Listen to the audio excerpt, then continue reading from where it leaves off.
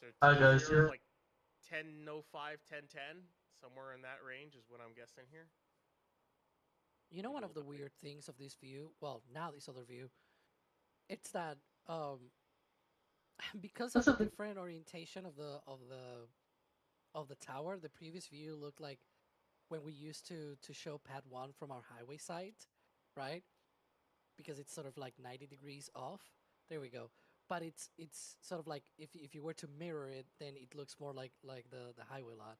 It's super weird looking at pad two and covering all of this testing and operations from pad two after so long covering things on pad one. So long. Isn't that weird to you guys? it's weird. It is weird. Yeah, and looks like so the reclaim vent is basic. It's more or less off, and those locks bleed vents, which are basically the new OLM vent, is off. So I would I say like they this are into match. at least full load on booster. They're loading both on booster. Ship is not into load yet. That'll happen when they turn off that tower vent. And my guess is they're going to load both props at the same time. I don't think they're going to do staggered start times because of how quickly they can load stuff these days. There's no reason to stagger the starts like before. They're for ship. They have four pumps for locks and CH4. They have four pumps for both. For booster, they have 5 pumps for locks and 4 pumps for methane. So they can basically start load on both at the same time and finish at the same time. So the next step is going to be booster frost, and then we'll have to see how far up on booster the frost is before ship engages or something along those lines. So we're just kind of paying attention to that now. Yeah, it's just to me. Again, I love my rockets. I love the technology in them, but we're looking at this whole base, this system down there. The trades that are down there, the steel workers, the crane operators. My goodness, the pipe fitters for this thing. You look at that maze of lines going in just to get this vehicle to the proper, propellants and commodities that it needs, and all at cryogenic temperatures. That was Guys great. don't like cryogenic temperatures. That these work is just a tribute to that whole team. Alex, I'm going to shoot this one towards you. As we're talking about, we got a wet dress rehearsal test here, and it looks like we got some frost going, so that's a good sign. Do you think SpaceX would build a separate static fire stand for the boosters so they don't have to go out to the pad every time to do a static fire and test the boosters? The problem with that is that you know how big that launch mount is. That's how big you will need a static fire sort of area to be. You will need a similarly big flame trench. You will need a That's too. similarly big sort of set of ground support equipment and things like that. You will need a lot of things, right? And the problem is Starbase is not that big. Like if you look at the footprint of the Starbase launch site, it's quite incredible that they were able to fit two pads on that little footprint. Because it's just this is a giant rocket. It needs giant uh, ground support equipment, and yet they Sleep bigger and better on a new Sealy mattress from Bernie and Phil's Memorial Day Savings Event. Buy a Sealy Posturepedic Plus mattress and get upgraded to the next size free. Pay for a queen and sleep on a king. Choose from 5 USA-made models designed for comfort and support. Plus, with any qualifying Sealy purchase, receive up to a $200 gas reward along with free professional delivery, setup, and removal of your old mattress. Upgrade your sleep with a new Sealy Posturepedic from Bernie and Phil's.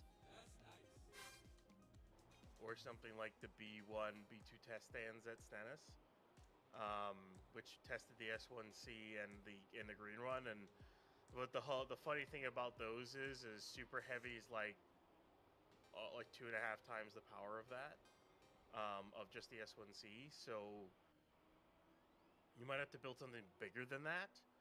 Like, so again, you're back to the thing of, well, you just basically have to build a launch mount to withstand it. So you might as well just use the launch mount. That's kind of where they're at this point. That's how powerful that booster is. Okay, and that was from Noel Westrom. Thank you very much for that question. Kind of a follow-up to this from Falk Busher is wondering static fire stands. What kind of testing facilities will they have at the Cape?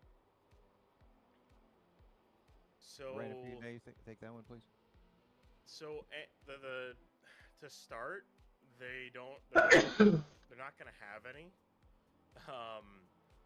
Basically, maybe at 37 they'll build a trench or a pair of trenches with the catch towers. But to start, they're going to do it S37, S38 style.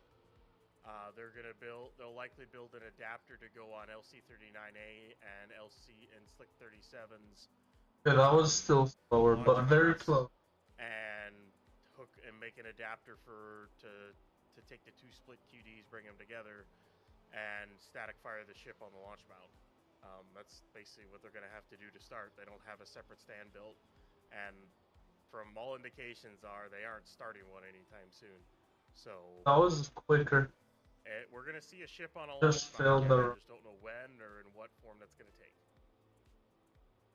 That'll be interesting. It's like after Ship 36, how they were able to cobble together those launch mounts for Pad 1 was quite the awesome engineering feat. So we got Koba's super chat saying, what are the odds of Ellen having a private penthouse top of the mega bays? Well, who knows? I'm not going to go there with that one. $50 tip from Methane Man. Methane Man, can I say Methane Man? Am I allowed to even do that as an American? Anyway, $50 tip. More cameras, more better. Thank you very much, and appreciate you folks that are supporting us.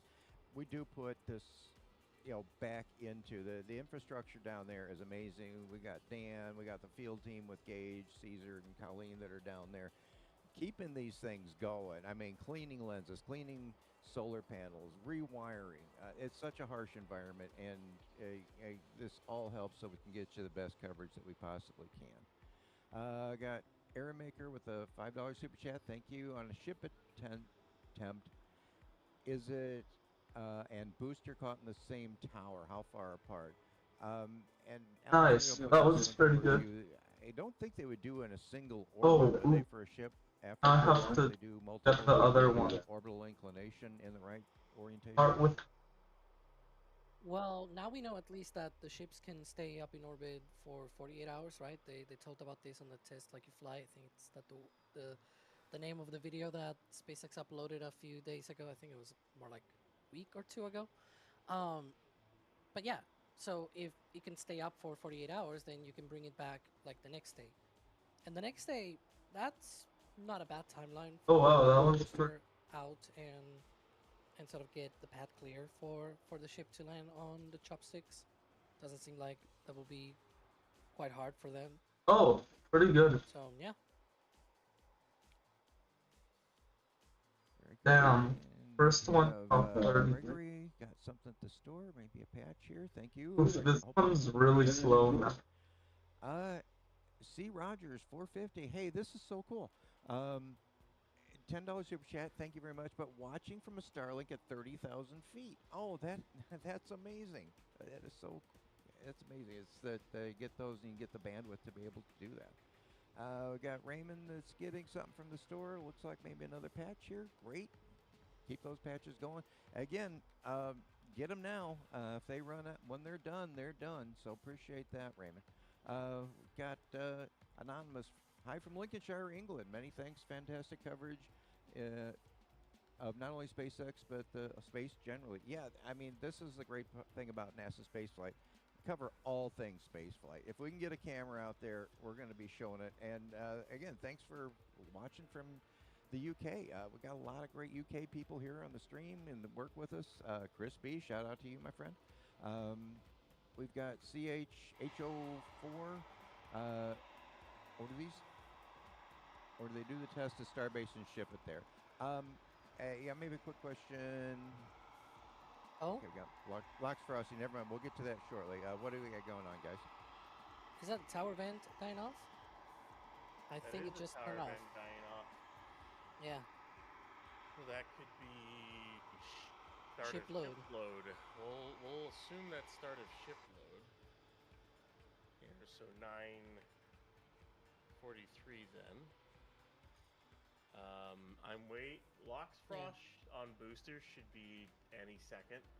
It's usually anywhere between like 11 and 12 minutes or so after prop load start. That is if we could have also gotten the exact start of prop load wrong, but you know, it's kind of guesswork on watching some of this stuff.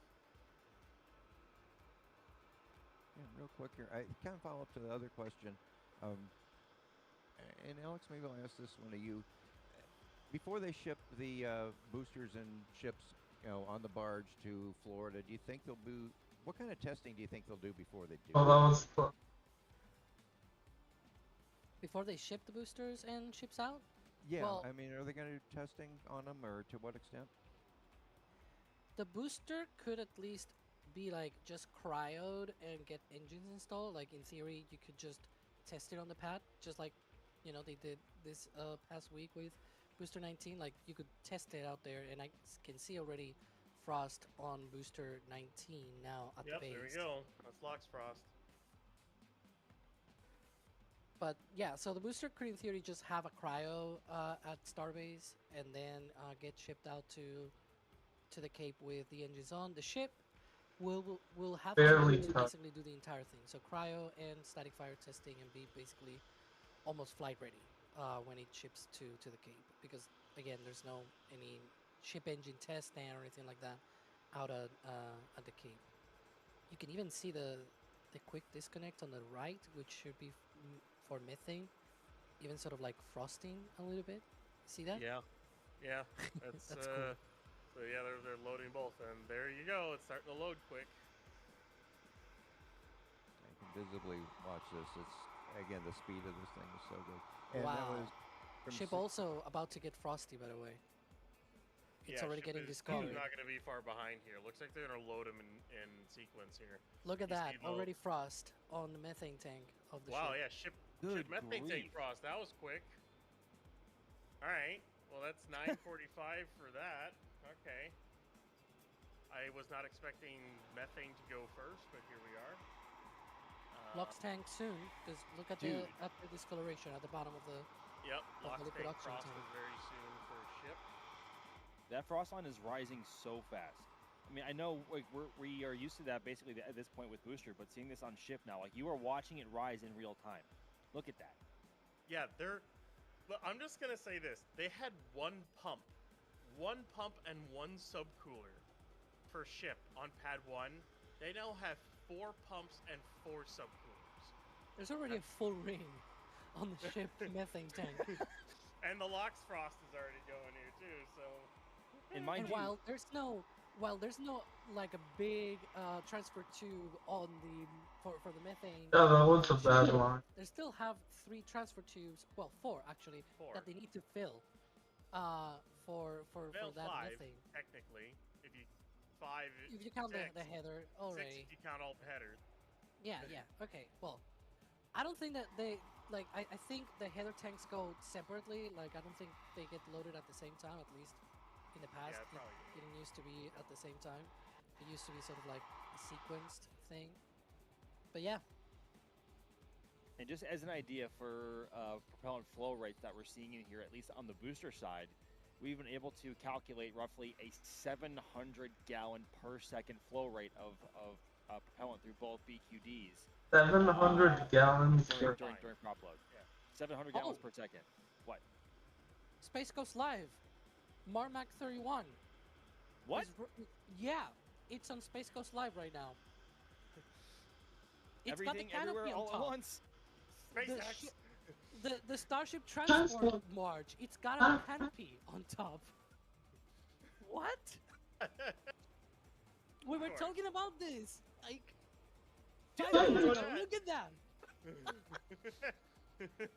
Talk about timing there, huh? You'll Right? thank me later. There it is. Where's you'll thank me later? There it is. Okay, so I have a theory now, based on the sort of like roof shielding that we're seeing there. I think they're going to use you'll thank me later to transport boosters, and they might use just read the instructions to transport maybe 2 ships at a time. I'm not sure. That's possible. I could see that, yeah. But dude, If talk you're about only like fitting one that's- you're only yeah. fitting This one is not just read the instructions, by the way. People in chat are thinking, no, Yes. this is Marmac 31. This is not just read the instructions. This is the older one. You'll thank me later. Wow, man, this is the crossover here between coasts. Yeah, actually, it's foreshadowing maybe. Where are they getting to? Like, where is it going? I don't know. Maybe Where are you they're going? just docking it. I don't know. Because now that's turning to the right. It I don't would know. be funny if We it's. still have a full stack Annie Frosty over here at Starbase here. It would be Oh, funny yeah, if it's that too. preparing to go to Starbase. Oh, we got Methane Frost. There we go. Oh, there we go. All of the action now here.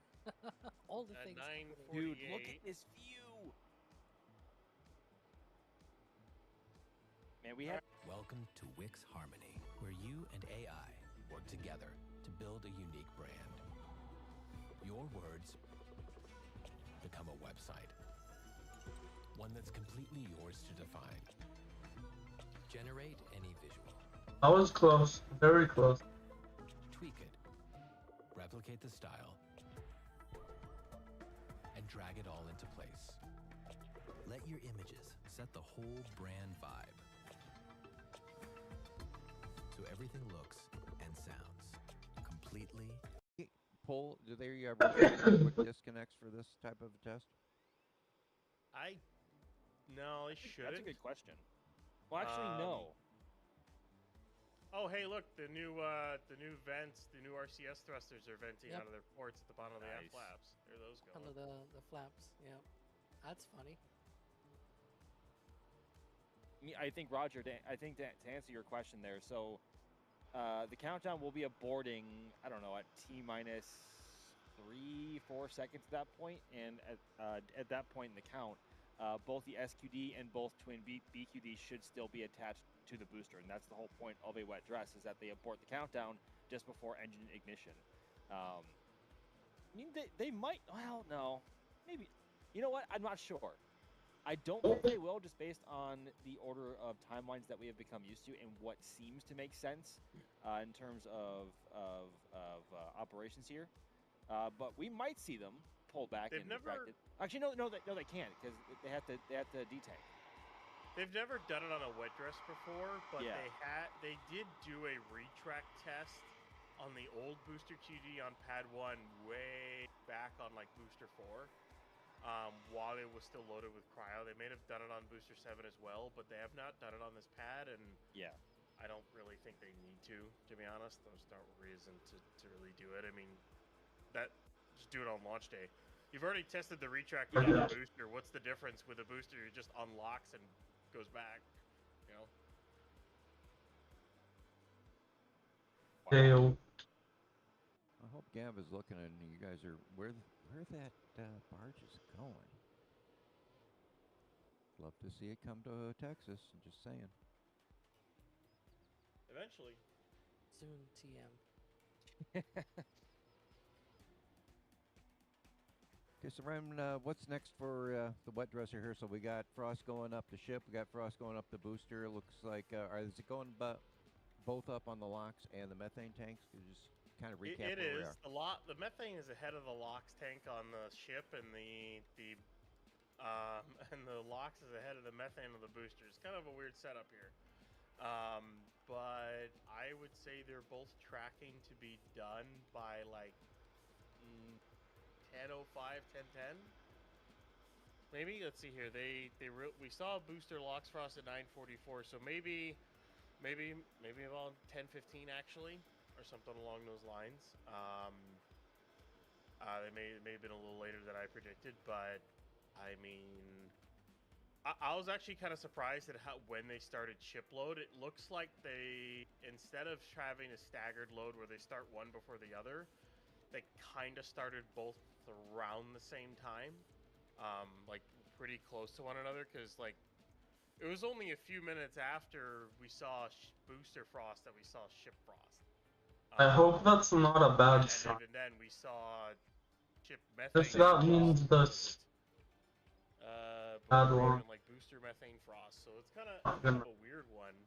I think You know they're why a little what? the oxygen tank on the ship has been venting for so long? It's been venting pretty much. Yeah, it for has like a been couple of venting for minutes a now. while. I wonder if they're slow loading a little bit right now. Maybe they're slow loading the ship and then they're gonna go into a fast load closer to a T0. Could they be loading the headers now on the ship? Because Could be.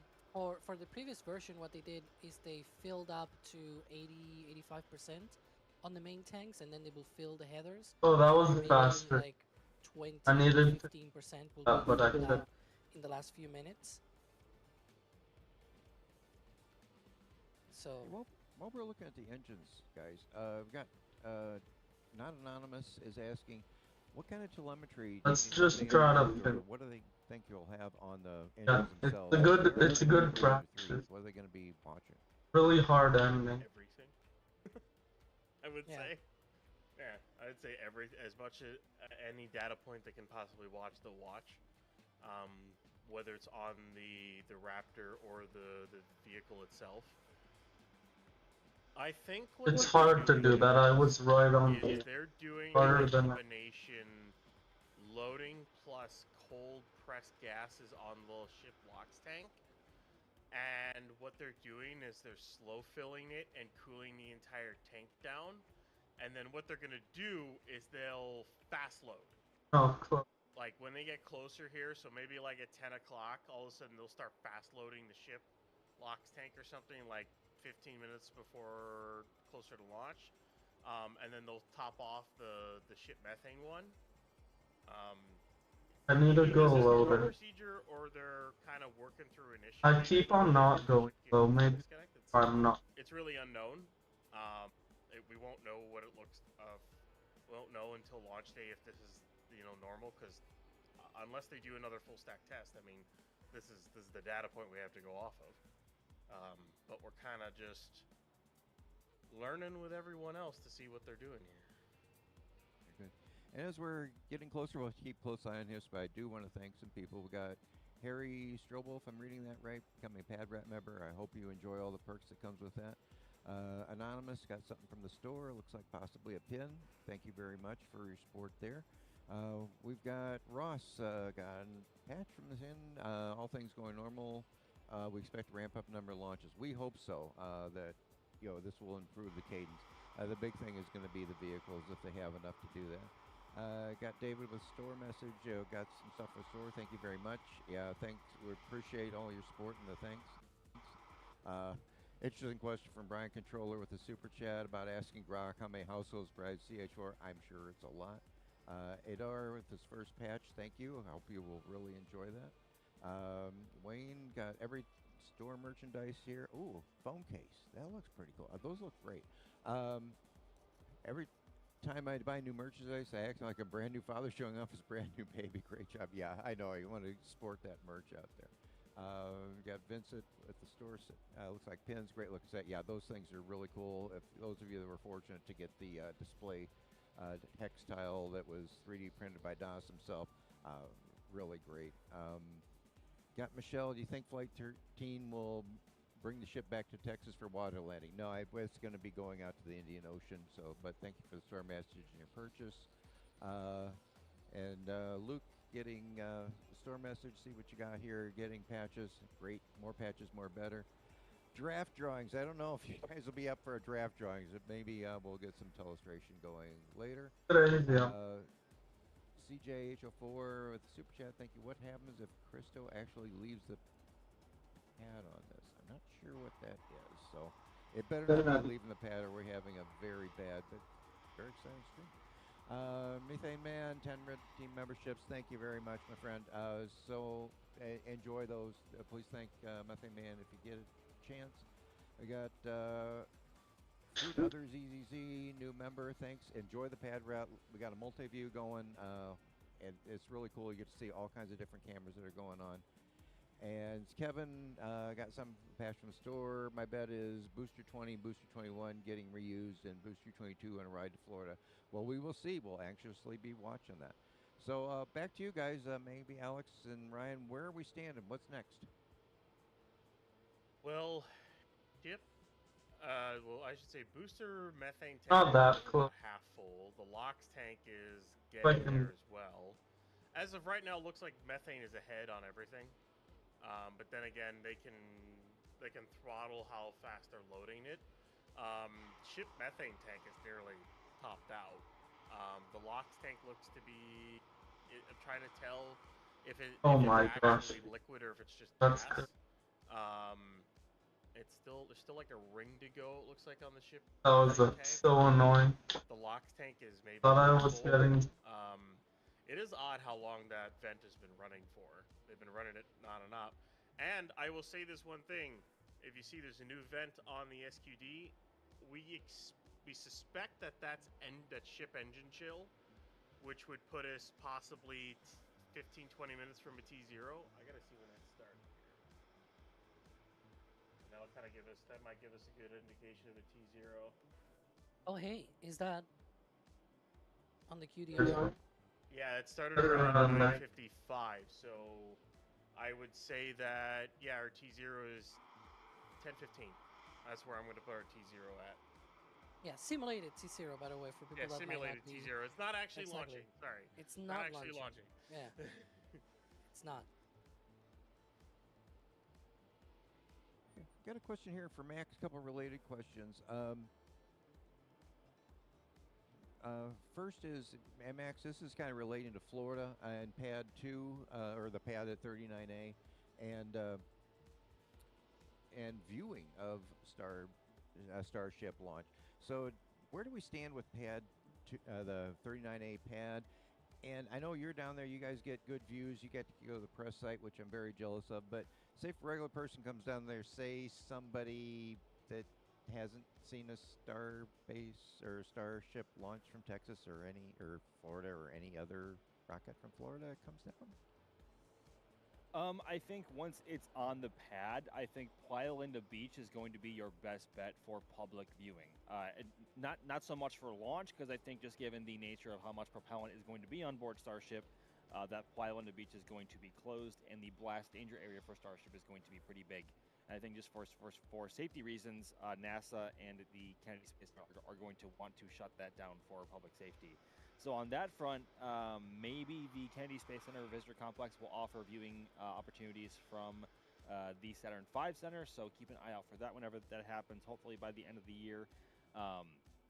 But elsewhere, maybe the top of the Max Brewer Bridge or anywhere really along the road in Titusville along the Indian River will always be a great bet for 39A.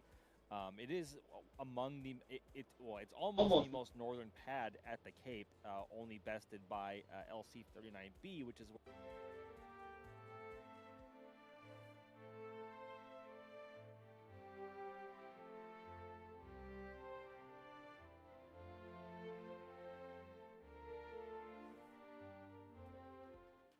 when they take you over to the LC-39 gantry, gives you a nice view towards 39A. But launch is going to be a tricky one, because as long as you are, I say it's going to be tricky. It might not be tricky because Starship is so big and the exhaust plume is going to be so prominent that there really isn't going to be a bad view for it. But getting close to it, that's what's going to be tricky if the Saturn V Center is not going to be offering viewing tickets for it. So keep an eye out for that whenever that time comes. Again, hopefully by the end of the year. My guess is probably around between October and December is when the first launch is going to be possible. Hopefully sooner, but we'll have to wait and see there.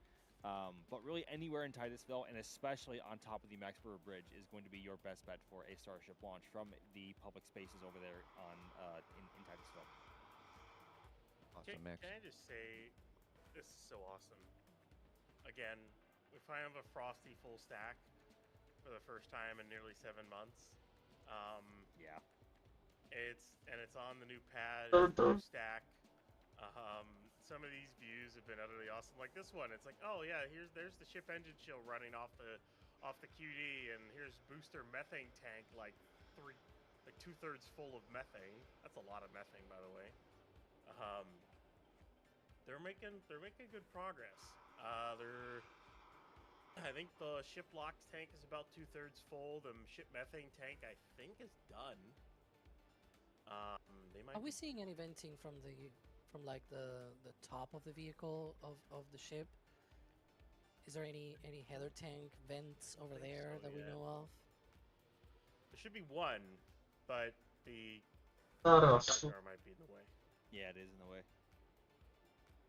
quick Those question for usually you are guys. loaded last. I know that. Those might get loaded in the next 5 minutes. I think I see a drone up there. Yeah, there's a drone.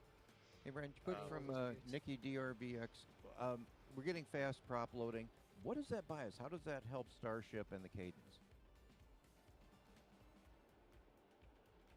Well, fast loading. The quicker you load, the more dense your prop can be because you're sub chilling it. So like for SLS or Atlas 5 or Vulcan or New Glenn as of right now, because they're going to be doing it later on the line, or Soyuz. What I thought. Could go down What a little bit. happened? I just. They just load the prop at normal temperatures. They don't sub chill it. SpaceX sub chills it, like with Falcon 9 and of course with Starship. They basically take LN2, which is colder than both other propellants, and they chill it down more so that it's dense, so that you can basically put more of that propellant into the tanks because it densifies the propellant. And then when you load it fast, it won't heat up quick enough, and which means you get more performance out of the rocket. So that's the whole reason to load fast, to sub-chill, and all that. You get more performance. Like, I don't really know what Falcon 9 would be able to do if they didn't sub-chill the propellants, their load and go, but it definitely wouldn't have the capacity that it has now and be reusable. Not even close. Yeah, I got about a 20% boost in performance from sub-chilling. It's a lot. Yeah, that's a lot. Because that's the difference between, for example, when they do, for example, Starlink missions, right? In order to get the number of Starlinks that they do at a time, they will need expendable launchers But you don't go. with the 17 sort of tons that they can launch on each Starlink mission. Because that's basically about 20%. That 20% difference, extra boost in performance, basically, it's what allows them to be able to return the booster on those super, really heavy missions. Or, in the case, for example, back in the day, they used to do a lot of GTO missions, right? Launches of communication satellites to geostationary transfer orbit. You will not be able to launch Stationary transfer over. that kind of satellite, How did I know how to to that kind of orbit, and also land the booster if you didn't have subcooling, right? It gives you quite a bit of performance upgrade. Now, it's a little bit different in Starship Super Heavy because you also have a lot of How do you do? boost from the methane as well. Bro, it was. It is true that they do cool down the RP1 on Falcon, but you know, methane Can only being go so far. already cryogenic, you can cool it down further, right? You can make it more. And also, methane is less dense than kerosene. It's about half the density of kerosene, and so it benefits more because of that. Like the change in densities, it's greater. So yeah, at the end of the day, it's really a nice thing to have for a booster performance without even modifying the vehicle at all, because the size of the tanks can be pretty much the same. You just change your ground support equipment, and that's what we'll see, as you hinted at. We'll see that with New Glenn in the future, at least perhaps for the first stage. The second stage uses hydrogen, so I'm skeptical that's the one that's going to use subcooling. But the first stage is methane and oxygen, and so you can subcool both of them just like they do here on Starship. Liquid hydrogen's already pretty cold. Yeah, you in theory could subcool hydrogen. You just need liquid helium for that. It's a really complicated method, and Yeah. it's not easy to And it's master. probably not worth it in the long run. Honestly, you already get a lot of performance out of GS2, with it being a hydrogen upper stage as it is, and I don't really see any benefit trying to do that, because trying to use liquid helium and liquid hydrogen, because you basically would have to either sub-chill it with subcoolers or try to bubble the helium in the hydrogen to cool it. That's just, you're asking for extra complexities when I don't really know what the performance gain would be. Oh, they trying moved the to do flaps like that. Oh, yeah. 2 minutes ago, so that will be yeah at 10:05. Yeah, that's our T minus. 12. So they're tracking then 10:15 as their simulated T0. There we go. I'm so enamored by all the venting that I missed the flaps. And Brandon, question for you from Mark H. What kind of thermal stresses? What kind of stress is going on the vehicle right now as it's getting fueled? The entire thing is contracting by a decent amount. Like if you were to take a camera that was looking at the full stack and was looking at it when it wasn't fueled and looking at it when it was fully fueled, you'd see the entire thing shrink. Basically, it shrinks down because the amount it just gets really cold when things get cold. They shrink.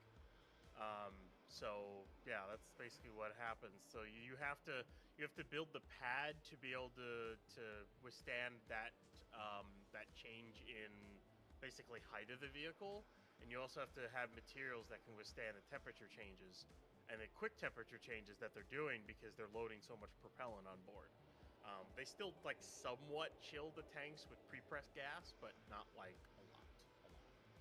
And we're getting closer and closer to the simulated T0. Alex, I don't know if you could go over what do we expect to see? We're going to see a depression or detonation suppression system, deluge. Is there anything going to be visible when we hit that mark? Well, before that, I expect the tower vent to return, right? And then also the purges for the launch mount as well. We see the one for What? induction and methane. Literally a couple of stopped. minutes beforehand. Oh, I There never- is a much smaller sort of quick purge or sort of like quick depress that they do on the side of the launch mount, sort of on the right hand side there, near the edge of the flame trench. And then right after that, the detonation suppression system activates. I don't know how far into the count we'll get. Like, will we also get a deluge test and things like that? Like, you know, running all the way to sort of like T-3 seconds or something like that. We don't know. We also don't know if they might simulate a hold in the countdown, for example. We don't know if even a hold is possible, right? We did see when Booster 19 tested last week that they were able to sort of do a quick recycle, like holding right after the deluge started, but also sort of aborted right in the moment. And then they were able to recycle about 2 minutes. In about 2 minutes, you know, run again the detonation suppression system and then the deluge system, and they fired up Booster 19.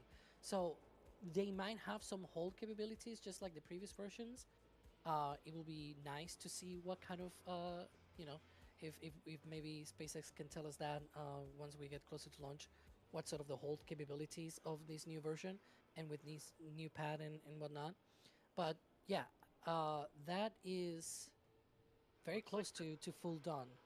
Looks like the tower vent is starting to come back. It's not Oh my fully god. back yet, but it's starting to. You can see the venting from the engines on the ship going through the hot staging ring. That's Dude. awesome. If we tilt this camera a little bit further up, we might see it. It's not just the aft, but it's like that's so cool. I just want to say we That started view, look at that. Like Ah! this is a full stack starship with holding like 50, almost like 5,500 metric tons of propellant on board or something like that. And we started seeing frost about 25 minutes ago. That's all. insane. That's all. Version 3, y'all. Looks like booster is about to get done. It's very close now. Yeah, the tank farm vents are definitely dying off. The sub vents are certainly starting to die off here. So we're gonna wait for the drains out of the GSE structure from this view. Actually, this view is perfect because we'll see the GSE drains and we'll see the tower vent come back, and DSS, once all those come yeah. on, and DSS, once all those come on, that's basically indicating end of prop load once those drains and whatnot come on. So that looks so good. It's so nice to see a fully frosted stack again.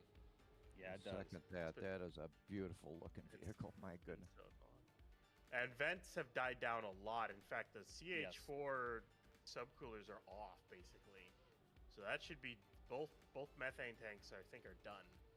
And there's the bunker vent there at the bottom. Oh, there we go. Yeah. Yep, there's Locke's bunker vent, so that is booster Locke's done. Oh, there's a new. You don't deserve to settle, so play a game that won't either. We've introduced major changes to agents, weapons, and maps, and this is just the beginning. For For the past 5 years, we made a promise to defy the limits, and we plan to keep it by bringing you new content, adjusting what's not working, or even reinventing things altogether. Most importantly, this is a competitive tactical shooter, where abilities are there to help your gunplay shine, not to hog the spotlight. So we've made some changes to cut down on overall utility impact.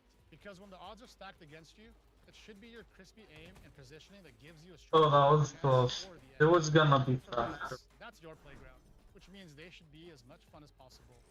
So we made This some is pretty adjustments based on fast. your play patterns to make it easier to express yourselves on the battlefield. The Valorant team is dedicated to growing better right alongside our players. And if that sounds good to you, come play. Oh, damn. Oh, fuck. I like certain tones of it. And I'm Rock. playing. It's about time. Most definitely, Max. Oh, we're getting closer to a flight, I hope. I think one of the bunker vents, like the actual vents, I think one of those turned on for a second. I think, unless it was like a little twirl of the condensation there, maybe.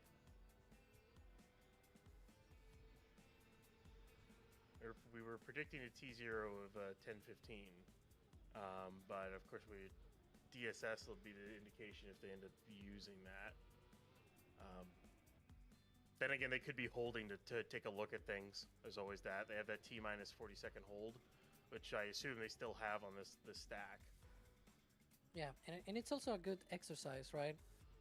When we've seen this with SLS as well, and with many other rockets, in fact, where if you have the capability of holding, you normally want to test that capability, right? Especially in a new vehicle like this, new version, new pad, new everything. It's not a bad thing to sort of hold a count and say, yeah, let's see if we can then resume and continue our countdown, or even like hold after you're already some time through the terminal count or whatnot, recycle back, all the things. But I would say that based off of when the drains went and everything else, and when they finished, I would say that the T0 was about 10, 15 or so, at least a targeted. And it looks like they were going to hit that. But I think they're holding to kind of just check some stuff out because, as Alex was just saying, brand new everything, so they're probably looking a lot of things over. Maybe they'll try to do like a simulated abort and then restart and recycle or something if they can. I might have been. Exactly, because if it were to happen on an actual day of launch, you want to also be trained, and your people, have to be trained as well. And what better way than to do it with an actual vehicle that is out there on the pad right now, right? Tower event. Oh, there's tower event fully back, so draining that off.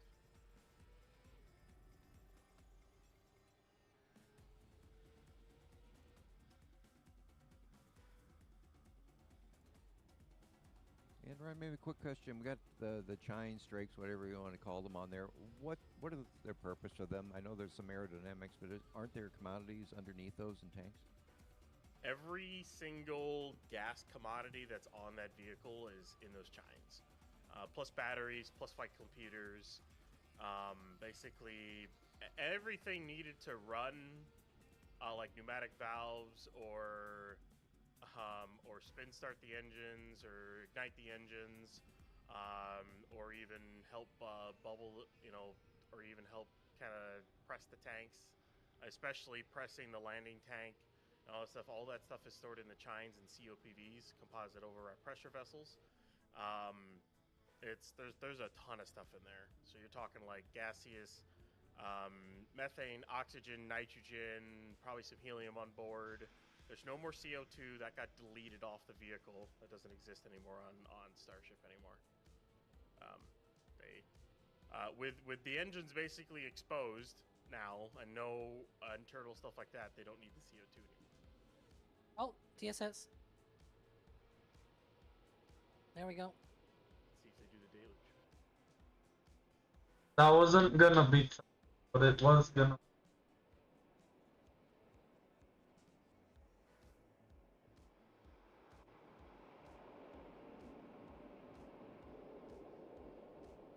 that was it. Nice. Was that a full deluge, guys, or was it partial? That was a quick one. Yeah. For the trench, it was a quick trench deluge. That wasn't really much. They did that can go for like on nearly a minute.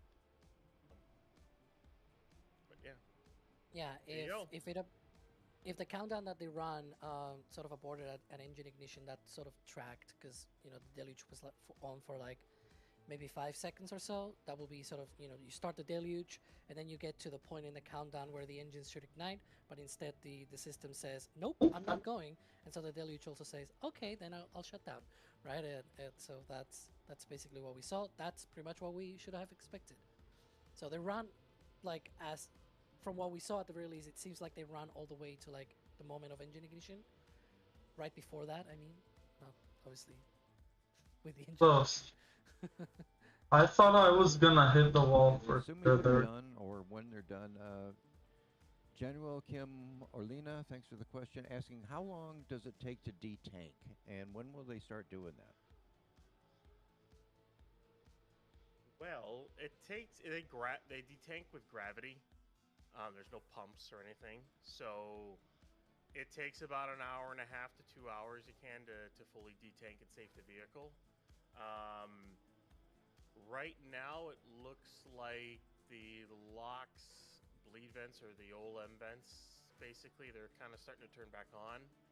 I'm trying to tell to see if the methane recondenser systems at the tanks are turning on or not. I'll have to take a look, but there's a solid chance they're into detank right now. I wouldn't be that surprised if they just started detanking. It'll take a little bit though.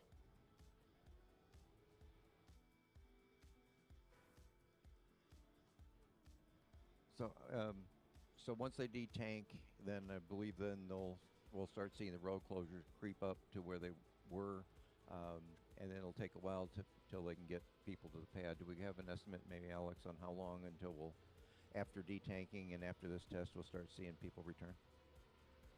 Could be anywhere between an hour Close. and a half to 2 hours.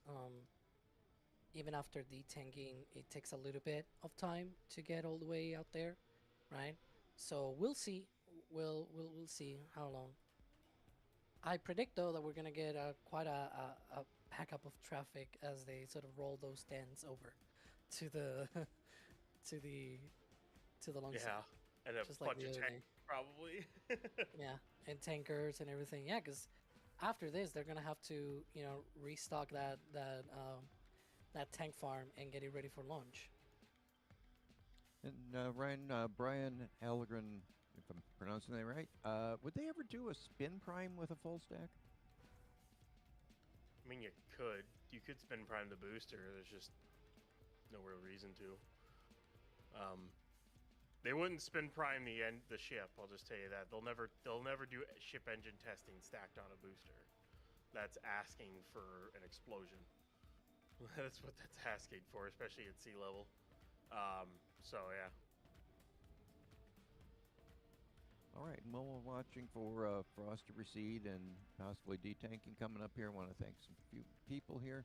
Got Nick Class, store message, you got a patch, great, and buying one for your pin. If I got a pin, apologize for that.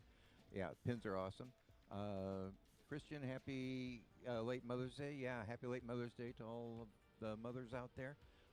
Thanks for everything. We appreciate it. I'm glad you got something from the store. Got Chasm's got more store. Looks like patches are going fast, guys. Thanks for the support. Appreciate that. D Molden 8 super chat. Thank you very much. And until there's an operational second pad, is there an option for both a booster and a ship catch? I think we covered that. Yeah, they could catch both on here on what we call pad 2. It's just, I mean, the ship's not coming down immediately. They need to test long duration orbits. I mean, this thing has to be up in orbit for weeks, eventually months, and possibly years. So yeah, it's not going to come right down. Plus, you have to have the orbits line up so it comes back off for the tracking. Because if you go cross range, if you do that in Kerbal, you know that takes a bunch of fuel. We got a store message from Jeff. Looks like I got a hat. Oh, those hats are cool. I love those hats. Thank you for getting that. We've got Alex explaining probe and drogue. Yeah, that's okay. We won't go the rest of that then, but yeah, that's a neat system. I mean, you can go back to the Apollo days when they did that. There's lots of cool stuff on how complicated and all that was involved. At least from that, I've seen a bunch of YouTubes on that. It's a tried and true system. Uh, Proto Netto for a super chat. Thank you. With the damage to the chines, I think what you're probably referring to, there's some open gaps there. Those eventually get bolted in. That's one of the reasons that they'll take the vehicle back down to the production site, and they'll be buttoning those up. We got Moco Live 8800 new member pad rack. Great, enjoy the close perks. one. There's a multi-view going on now for the members that can see. Got a bunch of cameras going, so that's one of the things you get. We got a store mattress from Anonymous. Thanks for the great coverage. Hope you got something good. Patch looks like. Lots of venting now. Go ahead, Alex. What are we seeing? Yeah, it seems like we have now depress, right? Yeah, we saw a really huge venting from the methane tank there, blowing into the tower. That was cool. And we see the drone as well up there. But yeah, we were wondering whether they were detanking or not. We'll see. That But, yeah. that wasn't a short deluge. That What was do an you mean that wasn't- aborted. That was an aborted deluge. I think. Why do you say that? I was way too quick to be just a short one. The more I look at it.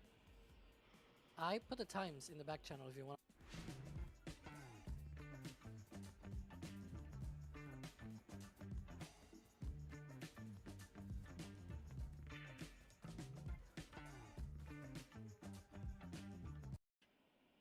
Well, Really? if they aborted, wouldn't that be shorter then? That was short. That was like 5-10 seconds. That's all it was. For a launch, you'd expect that to run for like 30 seconds. So the times that I have here is that the depress of the OLM, sort of what happens at T-minus 40 seconds, happen at 10:18:00 a.m. Then the DSS, the detonation suppression system, activated about 16 seconds later. 16 seconds after that, the deluge activates, and then 5 seconds after that, the deluge depress vent activates, which essentially disables the deluge. It ran for 5 seconds, basically. Yeah, which is way too short. That seems like an abort to me. Not a.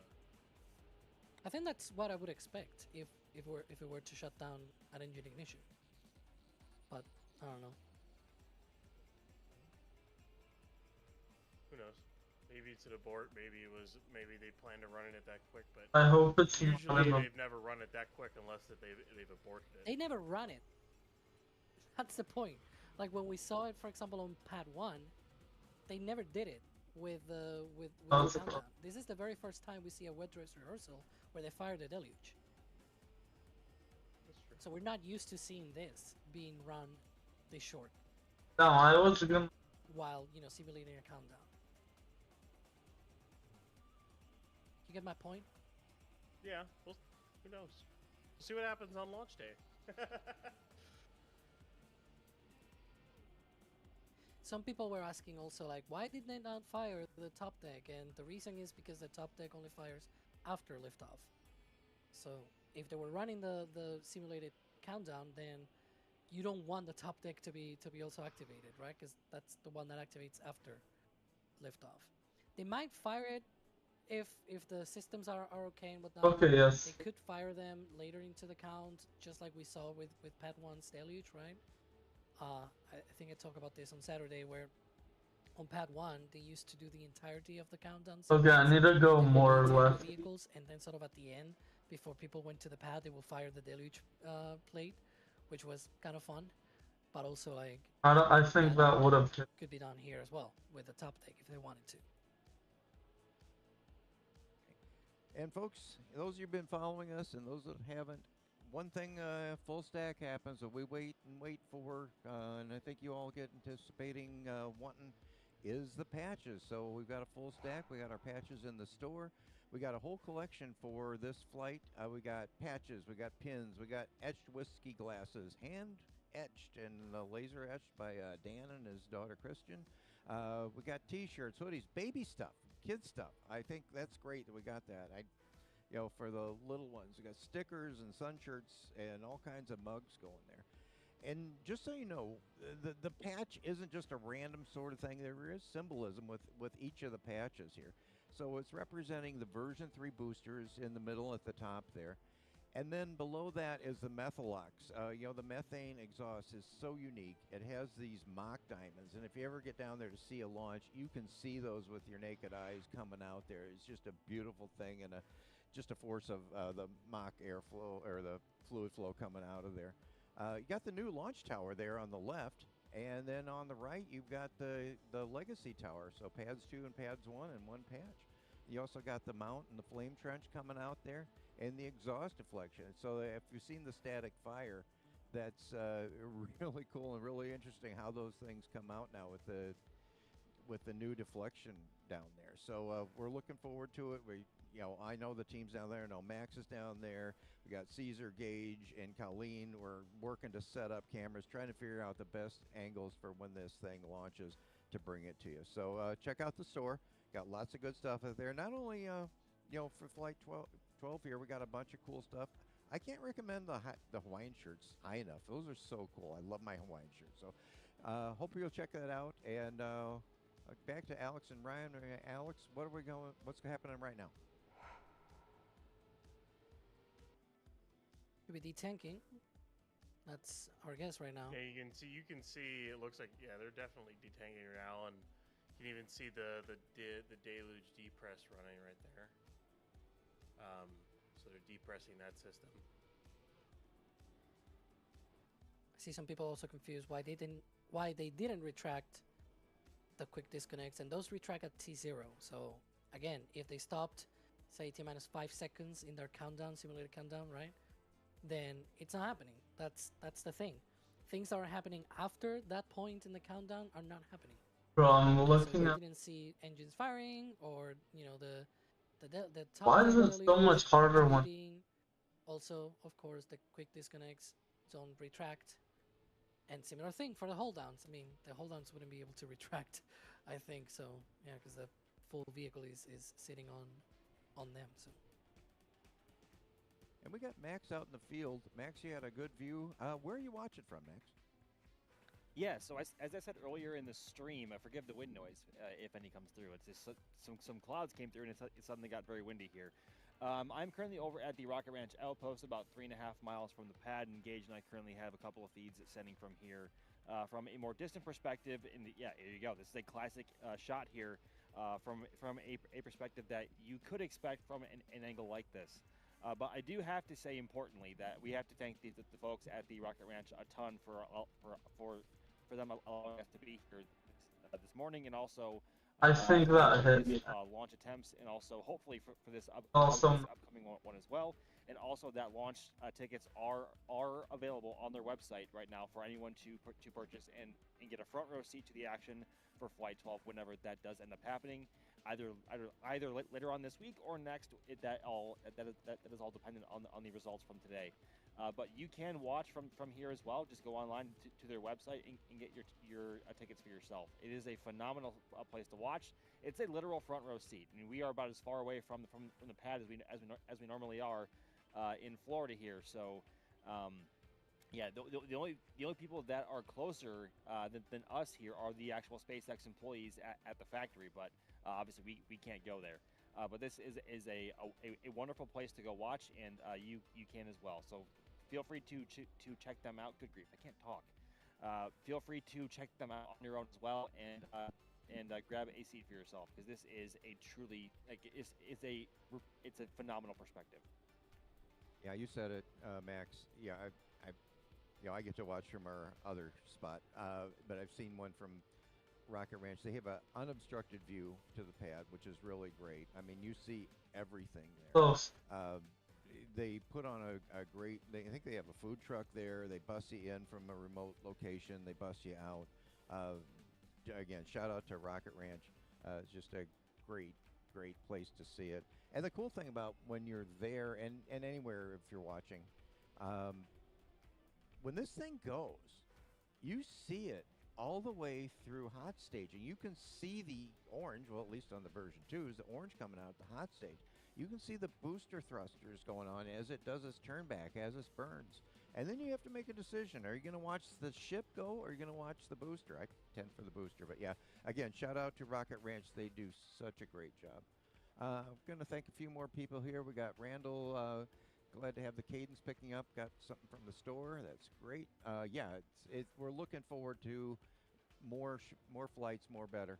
Got Infinity Tech becoming PadRat member. Hope you enjoy that. It's got a lot of good perks. Like I say, we got a members multi-stream that's available. We're gonna have lots. You have access to photos and other streams that come out, and lots of good stuff for the membies. I can't pronounce that. Looking back, a thermal coating bottom is super heavy. Isn't using this same paint or coating as Falcon 9. I don't know, Ryan, if you know about that coating that's in the bottom. Any ideas on what that could be and what it's for? It's definitely not the same, but Not- continue, Ryan. It's not the same, but it's just a paint. And Ship is gonna get it on its aft dome as well. It's just I don't think it's gonna have it fully on this flight. Maybe the next flight it'll have it fully on. Looks like they painted like a panel on 39. Maybe they'll do a little bit more when it's back in the bay for a little bit, but we'll see. I just want to say I've been trying to recycle, looking back and back and back at the deluge here. And one of the things about the system that happens is when an abort happens on the deluge, when you have a gas generator problem, you see those two vents between those two large tanks. At least one of those, or both of them, will activate during like an issue with the gas generator because it's trying to bleed off gas off the gas generator. So that. It looked like those activated slightly alongside the massive pressure release. So that could have been a gas generator hard stop abort on the deluge right there. But it's really hard to tell from a really long range camera. But either way, I think they had a full deluge abort. I don't think that was at all planned to only have it for 5 seconds. I think that was a complete abort in the deluge system, which isn't great. But they've had them before.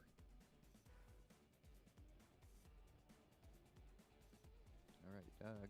Again, a few more thank yous coming out here to a store message from Anonymous. Glad you like the coverage. Walking from the UK. Great. I'm glad we got a worldwide audience. That's so cool. We got a great a great viewers and great community that watches us. So the weather in these two shots look different. Yeah, it can. It's weird down there. I mean, I know Florida. Max, you can attest to this. The weather changes dramatically, but some of this is with camera aberrations and where we're looking from. But yeah, it can change quickly down there. We got Hedge Comfort with a super chat. Thank you very much. Thanks for the great community alive. Yeah, you guys are an awesome community. It's just so great to share this passion with all of you. And Leonard, 84-year-old watching from Melbourne, Australia in bed. Hey, I'm glad you could be there. Got a little on me, but I'm of the Apollo generation, and I'm just so excited about this renaissance in space flight. It's like it's the heady days of Apollo when it was going bang, bang, bang, bang, bang.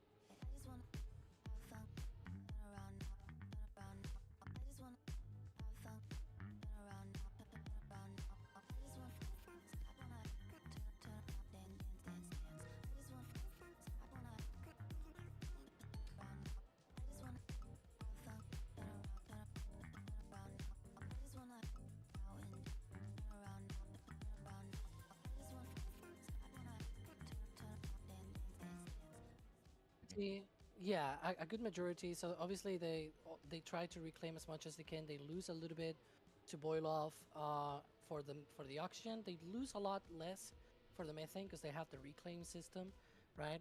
The oxygen Close. is vented I off. was gonna be faster. I will But I guess had to. basically like 15% of the oxygen maybe gets lost, which is not small amount. Like it's a lot of liquid oxygen when you think about it. But the great majority, on the other hand, you have maybe like 80% to 85% of the oxygen can be, reclaimed and sent back. The methane is probably lower. I would say maybe they lose about 5%, if not less than that, because they have a really good reclaim system. That's why they have a recondenser system on the pad, right? Um, some of it might get lost with venting and whatnot, but the majority of it gets reclaimed. So yeah, if you do the math, it's still a lot, even though it's a small percentage compared to how much they can reclaim. In terms of absolute numbers, it's probably like a couple of 100 tons, maybe 300 tons Oh, of stuff. oxygen. Yeah, plus Thank you. all the nitrogen as well that they need to use for subcooling and all that stuff. But yeah. Thank you, Alex. That's great.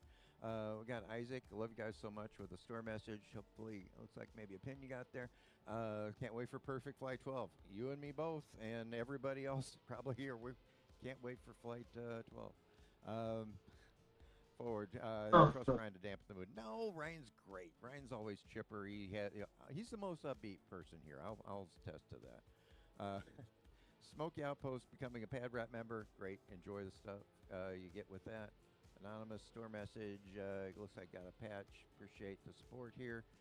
Appreciate from Robert coverage of wet dress rehearsal. It's our pleasure. It's our passion to do this. We got a great team out here bringing this all to you. Thanks for buying something from the store. John, love you guys. Hey, we love this community too. Thank you very much for supporting us with the store.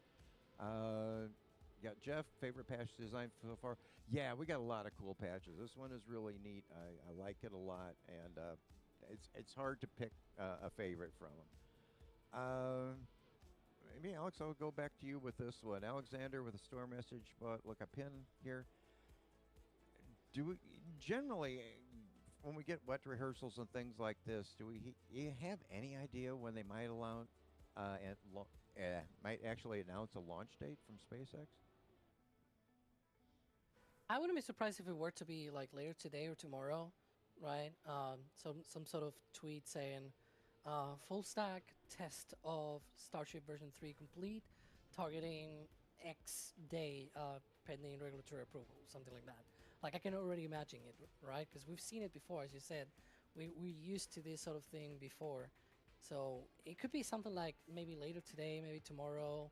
We'll keep an eye, of course. We'll share that on our social media. We'll be here for future live streams as well, talking about it. Definitely many other places where you can just stay all tuned into everything. But yeah. All right, and we got Terry store message. Did you get the whiskey glasses? Oh, great. Those things are cool. It said perfect for an old fashioned. Oh yeah, I'm an old fashioned forever. But yeah, they're suitable for soft drinks and anything you would like to put in them. And we got anonymous with store message. New patch, tops of last. I'm glad you like it. They're great there. Let's see what we got here. Amy, following on with Ryan, I'll shoot this one to you. What's next? What happens to these vehicles? Are they staying there? Are they going back to the or to the production site? What's going to be happening? So both are going to go back to the production site, and based off of views from RGV that there's SVMT. That was possible. It's pretty hard when I'm. He's not ready at all. I have a distinct feeling that 39 is gonna Harder than Massey's because of a possible engine swap before they did the wet dress. I don't know what they would do with it at Massey's. I don't know if we would just get like a static fire or spin prime or what. But but I think it's a decent possibility that 39 is gonna make a little trip out there, and then come back to possibly get payload then before it goes back out to the launch site. So with that, if that's the case, and with the delay to the wet dress, I'm almost certain in my confidence in saying the 15th is not happening. I don't think the 16th will happen either, especially if 39 has to make that trek. And then basically I would go and I'm looking at maybe the 18th is my guess as when they would probably hit it, as for a possible launch. But of course, we'll have to wait and see what SpaceX does. But as of right now, I think That's not gonna work. They're both gonna have to go back. B19 still has to probably get its FTS and then some chine work, and then 39 might have to go for a ring around the rosy again. Very good. Gonna start jumping here. Got a couple questions going. Let's get our thinking caps, our prognostication caps going on. What's happening down the road here? First, Ryan, we'll start with this. Exotic Space Shuttle is wondering, what's the status on the future vehicles? We got Ship 40, I believe, and Mega Bay 2. Where are we at with the upcoming ships, boosters? Any idea what kind of configuration? Any HLS stuff that's going to be in that? Well, 40 is finished cryoed and getting ready for a static fire. 41, the transfer tubes rolled into Mega Bay 2 this morning. And then basically, that just needs its aft section after that, and then it's a fully stacked vehicle, and then give it a couple of weeks before it's ready for cryo. 42, I don't think it's got its payload bay yet. And then there's, of course, 43. And then 44 is the missing nose cone, and then you just kind of go down the line, and they're still making progress with a lot of different nose cones in the factory there. But at least 40 is going to be relatively close. 20, and then if we go to the boosters, booster 20, they finished stacking a few weeks ago. That should be ready for cryo by the end of the month, would be my guess. Hopefully static fire end of June, something along those lines. So maybe a flight 13, assuming this goes well, and depending on this, the flight 13 vehicles may be ready end of July, early August. We'll see. Of course, it's entirely dependent on how flight 12 does and when it goes. But they're making progress in other vehicles. Booster 21 has also started stacking. It's only the first two sections, though, the common dome and the section below it, but waiting on the next sections to continue to roll. And kind of a follow-up here from Nick. Will the tanker ship be extended? Is it going to be longer? Is it going to be, taller than the current ones? That's an interesting one, because when you for a tanker ship, your fuel is your payload. So in theory, you just make the main propellant tanks bigger, but then you possibly have contamination with autogen with that, dependent on how the autogen is nowadays with Raptor 3. I don't remember off the top of my head. But It still is bad, probably. Yeah. And the thing is with the tanker ships, you could make new tanks. You could put separate tanks in there, but that's a lot of added mass. So your best option, in theory, actually, is the tanker ship would actually be shorter. So basically, you move the domes to make bigger main propellant tanks, and you just get rid of any unwanted ring sections, and that's your tanker ship, in theory. So, like, instead of having the payload base sections, you just stack the nose cone on the forward dome. Maybe that was actually... And, well, you might need an extra ring on the forward. So there would be so basically you might be deleting 2 rings off of a tanker ship. But who knows? We won't really know what it looks like until we see one. The problem, because I've seen a lot of people always, suggesting an extra set of tanks.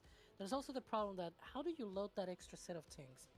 They will need to be connected to the main tanks, perhaps, so that then, since we're looking at the ship quick disconnect, because if they're completely separate, then you need a second QD arm on the tower to be able to load that separate set of tanks. You also need a separate connection of those tanks to the receiving ship or the depot or whatever you want to use on the other hand. Like, it's just such a mess when you can just use the base ship. You load everything through the quick disconnect. You just use what you've got, basically, right? Like, I don't know. It seems like a mess the other way around.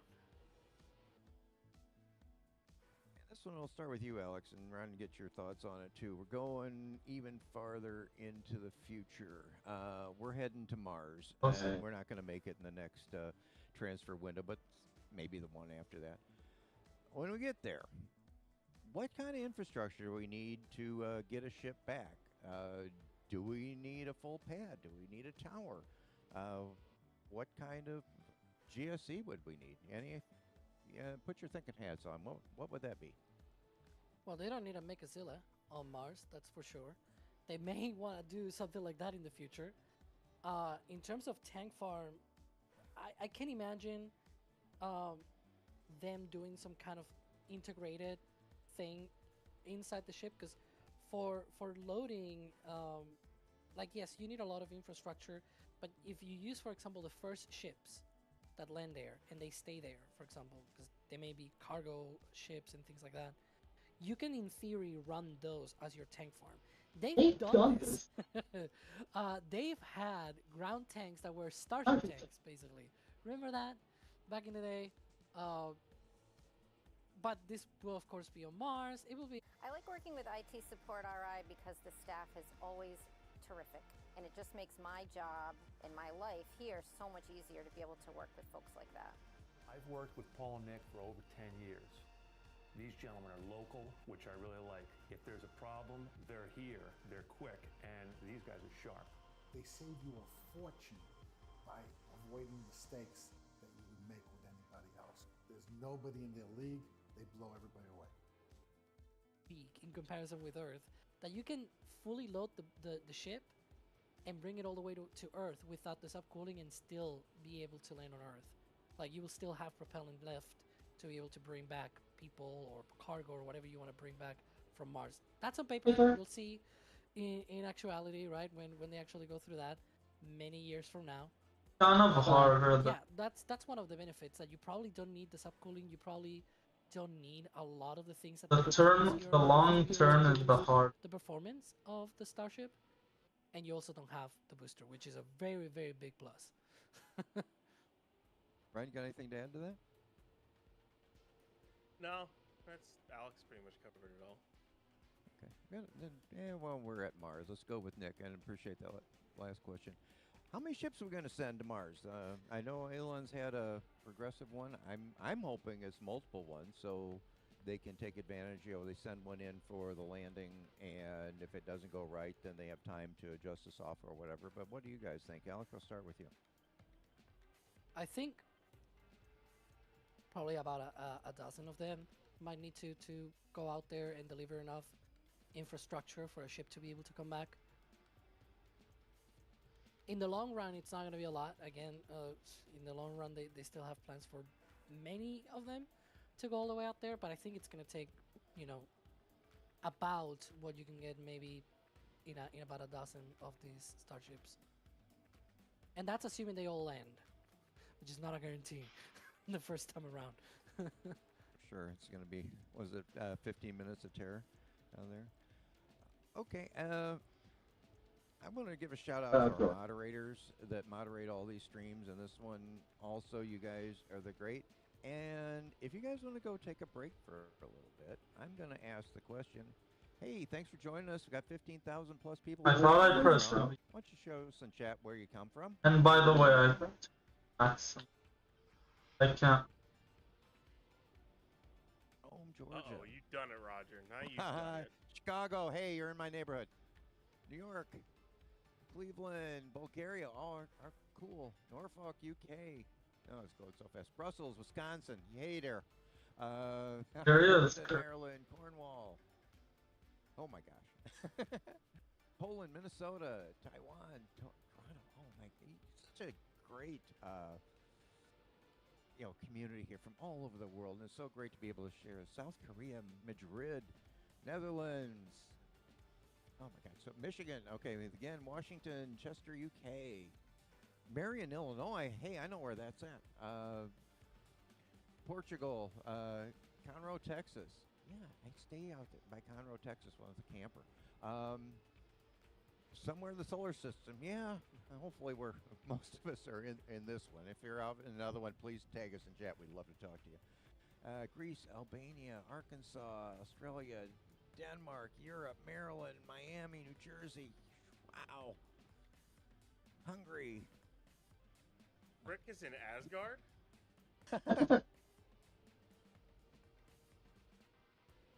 France, Louisiana, London, Mozambique. Wow, all over the world.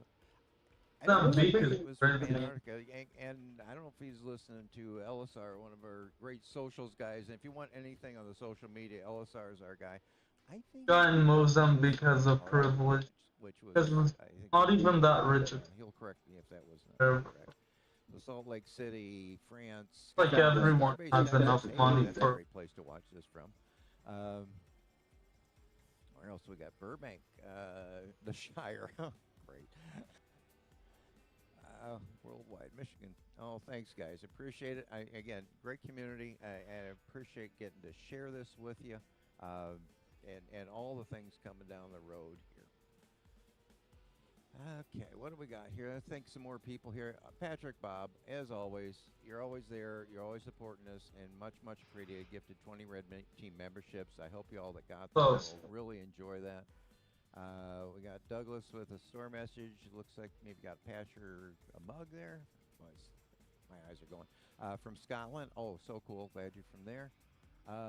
Who remembers JP Patches? I'm not sure what that is from the store message, but if somebody knows who that is, put it in chat.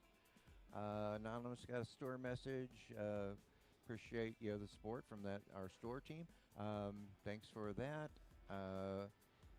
Forward 79 back to Earth. How many flights before Artemis? Let's start. I don't know, Max, are you out there still with us? Maybe I'll ask you that. And we'll just go around the horn for predictions. Got Artemis 3 coming up. How many flights do you think SpaceX and Starship are going to need before they're ready to go on that mission? And Max, if you're ready, go for it. And then I'll go to Alex and Ryan. I think the simple answer there is many. I mean, obviously they had to demonstrate version 3, making sure that it is capable of becoming operational on a multitude of super close. Designs. That's annoying because I had that before. Prop transfer. Literally. Also, of course, having to demonstrate their lander on its own before Artemis even get to the moon. So, oh God, I don't know if I'm feeling confident enough to put a number on it. I still have some confidence in them making late 2027. I don't know, it hit the wall, but the entire trajectory for Starship and Artemis is going to be dictated, or partially dictated, by the results of Flight 12, hopefully within the next week or week and a half, depending on when the results for this are posted and the targeted launch date is confirmed. I know it sounds like kind of a cop-out saying many, but they have a lot to demonstrate on Starship before they even get to that point, and not to mention the fact that we haven't even seen any actual Artemis hardware for Starship. Why does it not press for the whole? I'm pressing. Rocket Garden. We think I don't know. 44 might be an HLS article, flight article, because we haven't seen that nose cone since it was pulled off the production line in September of last year. But that's all speculation. We have nothing to confirm that or back that up. That is just us just kind of spitballing there. But I don't...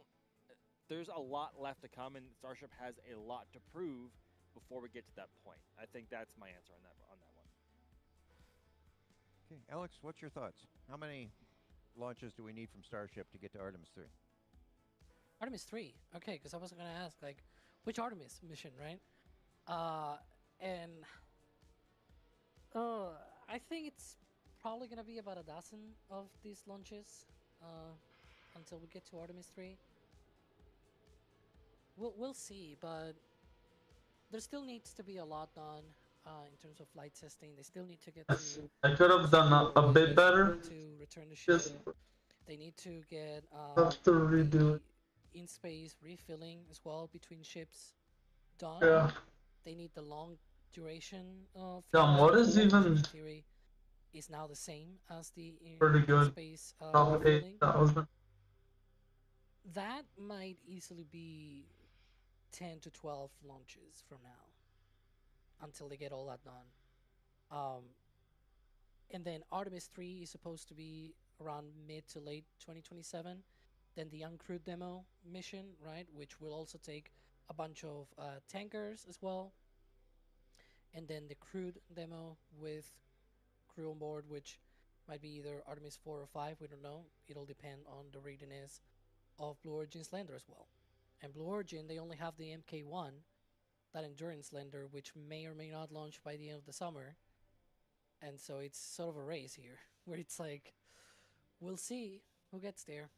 But it could be about a dozen of flights until Artemis 3. Ryan, you got an opinion on the matter? Oh. If we do before Artemis 3, it's gonna be. It might only be like 10 flights. It's not gonna be that many. Like Artemis 3 is not that far away, relatively speaking. It's like a year and a half, and as of right now, I still only see them getting 4 or 5 flights this year. Maybe the cadence will increase. Maybe they get to like 15 flights before Artemis 3, but I think that's the kind of the max, to be honest. And the reason why I mentioned, because some people were asking, like, do they need refueling? No, they don't need the refueling for Artemis 3, but the intention is before the end of 2027 to get the uncrewed demo. And if you have already Artemis 3 mid to late 2027, they're probably already going to have the ship-to-ship transfer, like, probably before Artemis 3. It's one of those things that it's like, they probably need to get that before Artemis 3. And this is another point as well. We knew recently from the presidential budget request last month that the critical design review of the Starship HLS should happen this quarter, like quarter 2 of calendar year 2026, so between April and June. So don't be surprised if at any point we get some kind of post or update about it from SpaceX saying we officially closed out the critical design review. Here's all the things that we've been working on and things like that. Like, I wouldn't be surprised if that sort of thing were to happen soon because of that, because it's a major milestone. It's when they go from, doing all of the design process and everything to now starting to bend metal and weld things together. They have already done, they already got started in October, in fact. I don't like this. Test I'm gonna end this. I'll be back. Then I might think of a new strategy. Things that they're getting there. Because I don't really like this strategy. Yeah, I didn't catch when the box fan started, but I'm gonna guess that was probably like sometime like 6 in the morning or something along those lines. This is